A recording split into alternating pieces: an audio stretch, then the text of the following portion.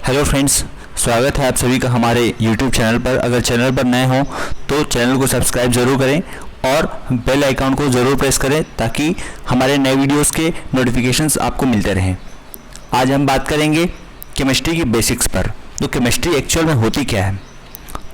रसायन विज्ञान की वह मूलभूत शाखा होती है जिसके अंतर्गत हम द्रव्य के गुणों धर्मों में होने वाले परिवर्तनों का एवं द्रव्य में होने वाली विभिन्न प्रकार की अभिक्रियाओं का अध्ययन करते हैं।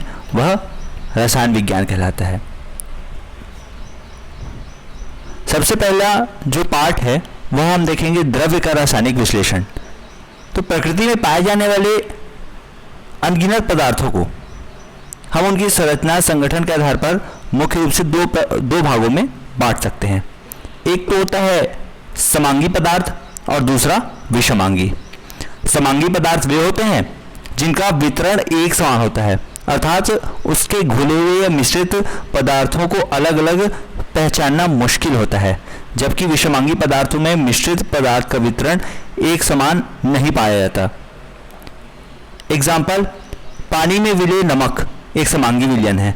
अगर हम नॉर्मली पानी में नमक को मिलाएं तो हम आसानी से नमक और पानी को डिफ्रेंशिएट नहीं कर सकते, लेकिन अगर हमने तेल को पानी में मिलाया तो तेल की एक अलग परत बन जाती है और हम आसानी से तेल को पानी से अलग कर सकते हैं। उसी तरीके से पानी और रेत का जो मिश्रण होता है या पानी और मिट्टी का मिश्रण, तो उसमें भी हम आसानी से रेत को या मिट्टी को अवक्षोभित करके पानी से अलग कर सकते हैं, फिल्टर अप भी कर सकते हैं। तो जो पानी और रेत का मिश्रण हो गया वह विषमांगी पदार्थ का उदाहरण हुआ और नमक पानी का जो विलयन हुआ वह समांगी पदार्थ का। कहने का मतलब बस यही है कि समांगी पदार्थों में जो उसके जो घटक होते हैं उनको हम आसानी से अलग नहीं कर सकते, जबकि विषमांगी पदार्थ में उनके जो अवयवी घटक होते हैं उन्हें हम आसानी से अलग कर सकते हैं। अब द्रव्य को उनके संगठन के आधार पर मुख्य रूप से 3 वर्गों में बांटा गया है। पहला तत्व, दूसरा यौगिक और तीसरा मिश्रण। अब एक एक करके हम तत्व, यौगिक एवं मिश्रण के बारे में जानेंगे। सबसे पहला तत्व की परिभाषा क्या होती है? तत्व वे पदार्थ होते हैं जिनमें केवल एक ही प्रकार के अणु विद्यमान होते हैं। दूसरे शब्दों में हम ये भी कह सकते हैं कि तत्व ऐसे शुद्धतम पदार्थ होते हैं जिन्हें रासायनिक क्रिया द्वारा 2 भिन्न सरल पदार्थों से पृथक नहीं किया जा सकता। एग्जाम्पल, हाइड्रोजन, ऑक्सीजन, तांबा, नाइट्रोजन इत्यादि। और तत्वों की कुल संख्या 144 है, जिन्हें हम आगे के अध्यायों में मुख्यतः आवर्त सारणी में हम उसका अध्ययन करेंगे। लक्षण, तत्व के लक्षण क्या होते हैं? ये एक ही परमाणु से निर्मित होते हैं। रासायनिक विधियों से सरल पदार्थों में इनका अपघटन संभव नहीं है। क्या हम हाइड्रोजन को किसी रासायनिक अभिक्रिया से और अलग कर सकते हैं? क्या हम ऑक्सीजन को अलग कर सकते हैं?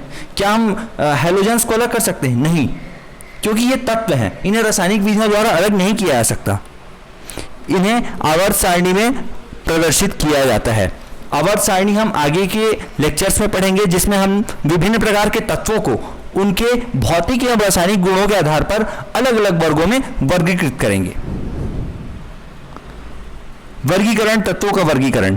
तो मुख्यतः तत्वों को 2 प्रकार से वर्गीकृत किया गया है, धातु और अधातु। आखिर क्या मुख्य अंतर होता है धातु और अधातु में, उसे हम देखेंगे।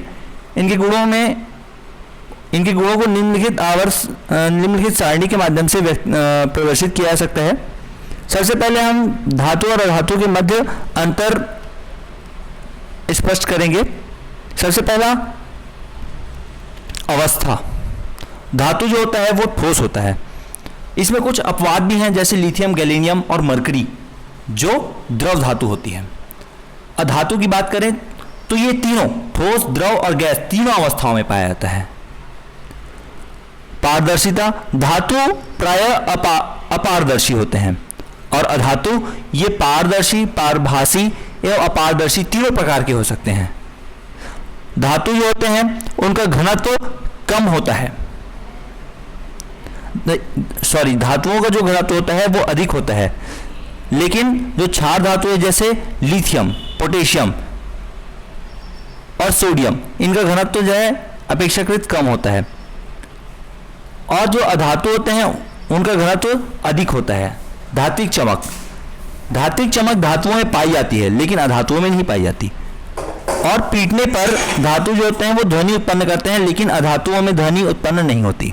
गलनांक एवं क्वथनांक, अगर हम धातुओं की बात करें तो धातुओं का जो गलनांक एवं क्वथनांक होता है वो उच्च होता है अधातुओं की तुलना में। आवेश, प्रायः जो धातु होते हैं वो धन विद्युतीय लक्षण प्रदर्शित करते हैं और जो अधातु होते हैं वो ऋण विद्युतीय लक्षणों को प्रदर्शित करते हैं, हाइड्रोजन को छोड़ करके। आघातवर्धनीयता, आघातवर्धनीयता होती क्या है? आघातवर्धनीयता किसी भी पदार्थ को पीटने से वह उसकी लंबाई में या उसके आकार में वृद्धि हो जाना, वो गुण कहलाता है आघातवर्धनीयता। तो धातुओं में आघातवर्धनीयता पाई जाती है। लोहे को पीटने से वो फैलता जाता है, लोहे का यही गुण उसकी आघातवर्धनीयता कहलाती है। ये लोहे की ही बात नहीं है, जितने भी धातु होते हैं उनमें आघातवर्धनीयता का गुण पाया जाता है। जबकि धातुओं में, जैसे कोयला, कोयले को पीटने पर वो सीधे टूट जाएगा टुकड़ों में, तो उनमें आघातवर्धनीयता नहीं पाई जाती। तन्यता, तन्यता एक ठोस लोहे के गोले को एक तार में बदला जा सकता है, एक लंबे तार में बदला जा सकता है, तो उसका वही गुण उसकी तन्यता कहलाएगी। यानी धातुओं को खींचा जा सकता है लेकिन अधातुओं में क्या होता है, तन्यता नहीं पाई जाती।